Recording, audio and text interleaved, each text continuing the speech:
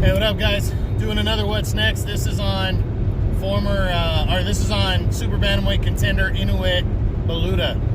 Baluta is a contender at Super Bantamweight. As I said, he last fought in early March when he got his career best win, a 8-round unanimous decision over former world champion TJ Doheny. He was looked at widely as a setup bout.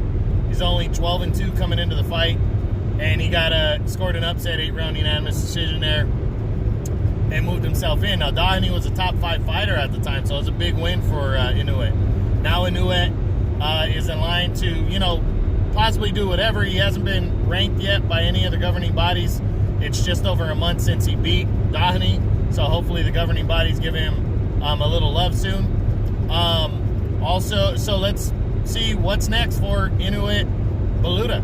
We start with number 1 at 122, and that's undefeated Mirajan Akhmadiev, the unified world champion for the WBA and IBF. This fight's not happening next. Akhmadiev's making his IBF mandatory, most likely against Ryusuke Iwasa. I don't think he wants to fight a guy like Baluta, kind of lower level fighter. Wouldn't make any sense. If he had the choice though, and he could, he might just get some work in at home and face a guy like Baluta, but I highly doubt it. I believe Akhmadiev's going to be fighting Iwasa next.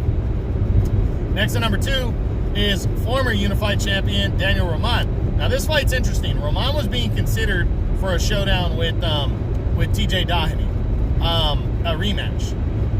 Now that Baluta beat him, if Doheny doesn't go forward with a rematch with Baluta, why, if Roman is waiting around, now Roman's a number 1 contender in the WBC, if he wants to wait around for a possible rematch with Akhmadiev or a mandatory fight with Ray Vargas, why not face a guy like Baluta?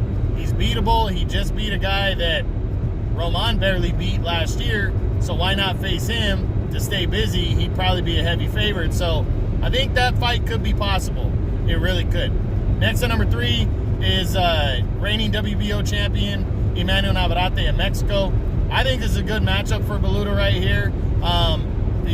Navarrete is looking for challengers all the time anyways. This guy's coming off a big win over a top 5 fighter. So I think Navarrete and Top Rank might offer Baluta decent money to come overseas to fight Navarrete for the world title. So he could get a world title shot out of this. And I think if he does, he should cash in on that and go after it. I mean, why not? Next at number 4 is undefeated Ray Vargas. Here's another guy, Vargas right here. Doheny was ranked pretty high in the WBC when the upset occurred. Vargas has made a history the last few years since winning the title in 2017. He's fought a couple guys that have pulled off upsets over his top contender, or one of his top contender. Azat Havanassian, he fought him after Havanassian upset Ronnie Rios. And then he went out and fought Franklin Manzanilla after he upset Julio Ceja, who was a highly ranked guy. So this guy is willing to fight these upset fighters. Vargas has done it before. He was talking about fighting Emmanuel Rodriguez next, but Baluta just come off a big win over Doheny. Why not? I think it's something Vargas would at least consider. I don't think it's going to happen now that he's fighting with the PBC Vargas, but I think it's something he wouldn't snare at and he could consider. So we'll see. Next at number 5 is who was number 5 coming in? Oh, interim champion, IBF interim champion, former IBF champion Ryusuke Iwasa of Japan. Iwasa looks like he's fighting for the unified world title against Akhmadiev next, because he's the interim champion, he's the mandatory. So that fight looks like it's happening next. So I don't think him and Baluta has a chance. Next at number 6, Azat Havanassian. If Baluta wants to throw himself into the WBA rankings, maybe go into a final eliminator against Havanassian, I could see this fight getting made. But if he has other bigger opportunities, he probably should take it, because Havanassian's a dangerous guy. But if it was a final eliminator, I'd say go after it if he can't get a title shot or something else.